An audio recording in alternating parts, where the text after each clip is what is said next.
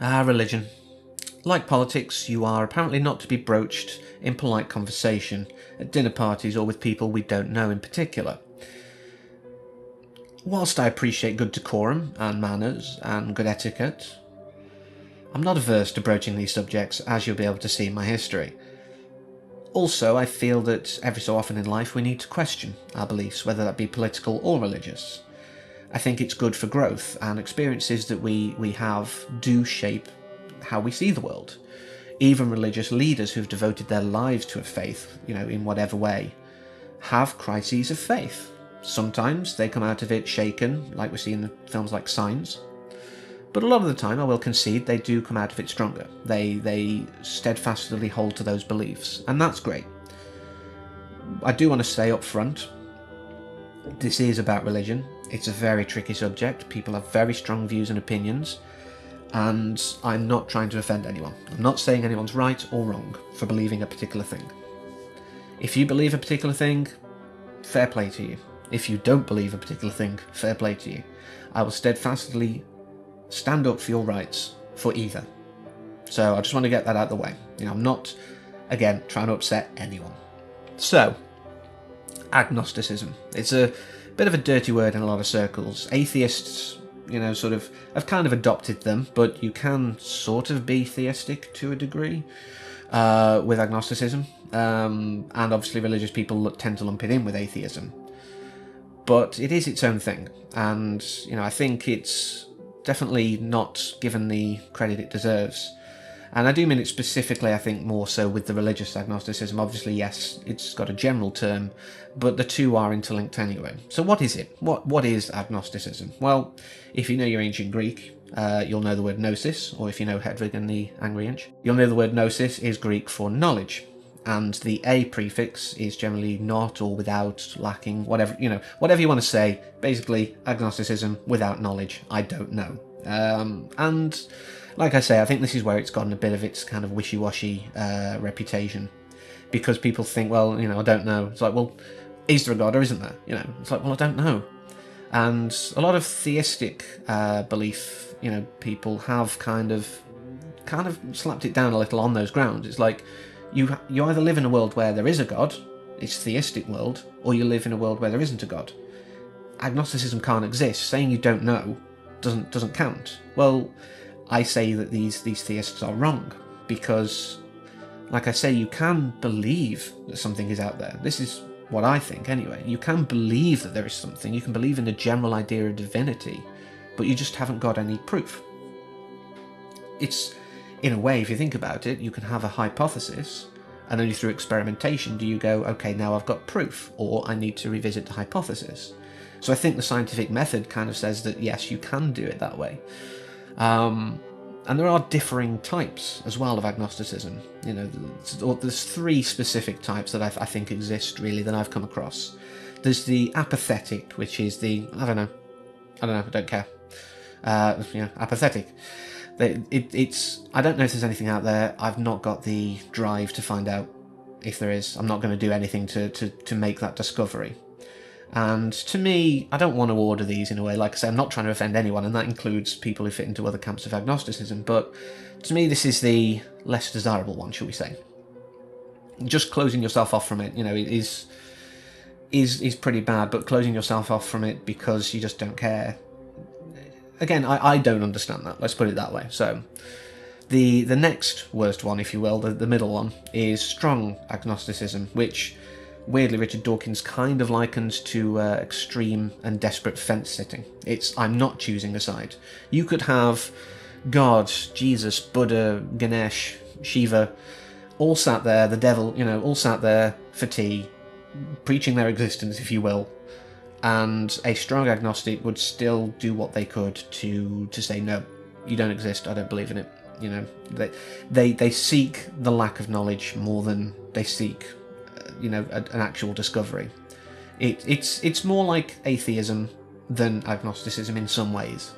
But then there is the third camp, which is the one I would say I belong to, and the one I prefer, which is often called weak agnosticism, which is a bit unfair. I prefer open agnosticism, which, as it sounds, is, I don't know, but if I see something, if I experience something, if something comes along that I can say, well, I can't disprove that, therefore a God must exist, or gods must exist, some divinity out there must exist in this form, then yeah, and I think that is, like I say, the preferred camp for me, the best camp to my belief system, if you will, or to my experiences. And I think a lot of people do tend to sit in this one more so, particularly those with a scientific mind. The scientific method, like I said before, it's all about hypothesis. You put the idea out there, can you prove it? And I do think this is the best way for me to sit. And like I say, I fully appreciate people sit in other camps of it, people sit in, actual belief systems. But one of the big questions I think that comes with agnosticism, and with atheism to a degree, but that's a whole separate topic on its own, is, well, why? Why, what has made you not see? What has made you come to this way of looking at the world? And so I think we deserve a little history lesson of me.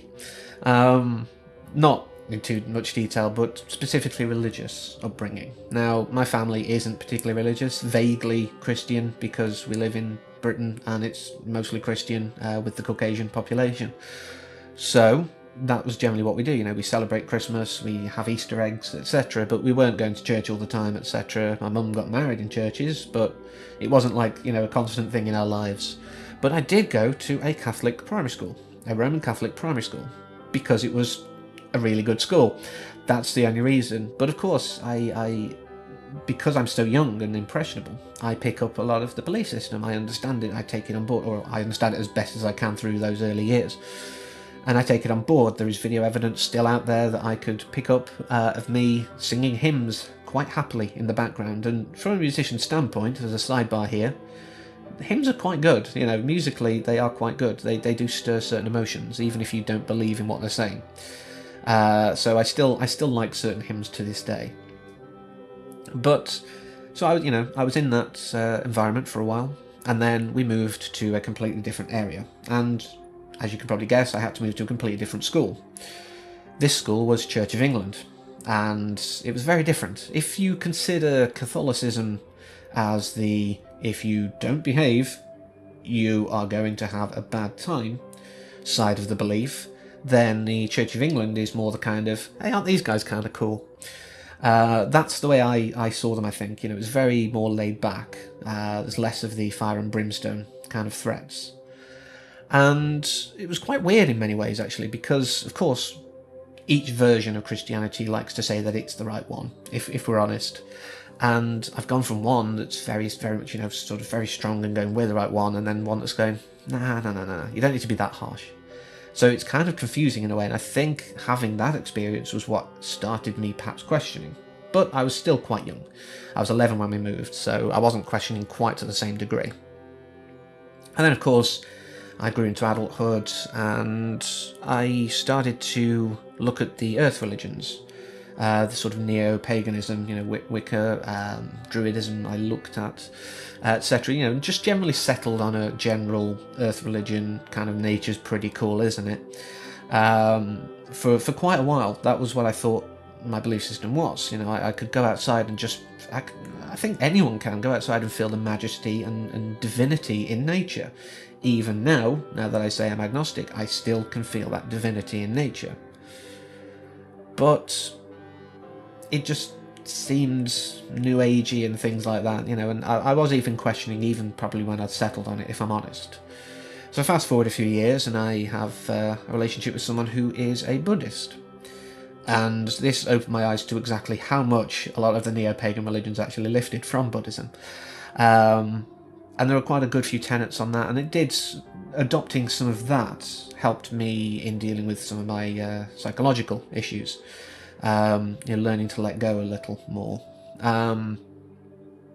But again, it wasn't quite suitable for me. If nothing else, I like meat too much. So, and one of the things that I really didn't like about Buddhism was the fact that you're responsible for all of your actions, even if it was things that were done accidentally or, before you understood the consequences, you apparently are still taken to task, if I understand correctly.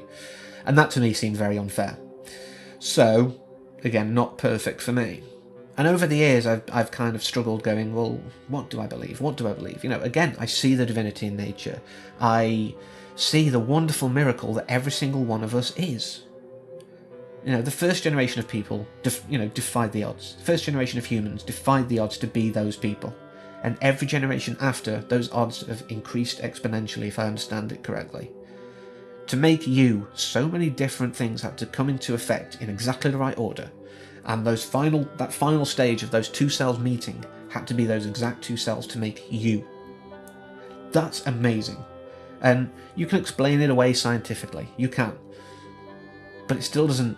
It's truly awesome. And I don't mean that like, hey, awesome. I mean it in the proper sense of the word. Awe is kind of a feeling of absolute emotional overwhelming. It's something I felt sometimes looking at clouds and things. It's this feeling that you can't move, speak, do anything. You are just so in awe.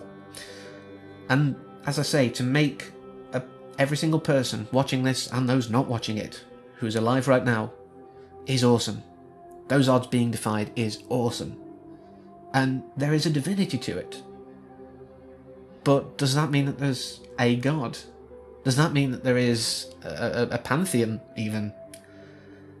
Well, that's why I'm agnostic. I don't know. If I see proof, I will happily accept that proof and make a further decision based on that. But at the moment, I can't say I know. I can only feel the amazing nature of this world and the people in it. And I think that's enough for now. So, whatever you believe, whether it be that the flying spaghetti monster is on your side or, in a big man in the sky who's trying to look after you, it's all good in my book. So until next time, as always, take care.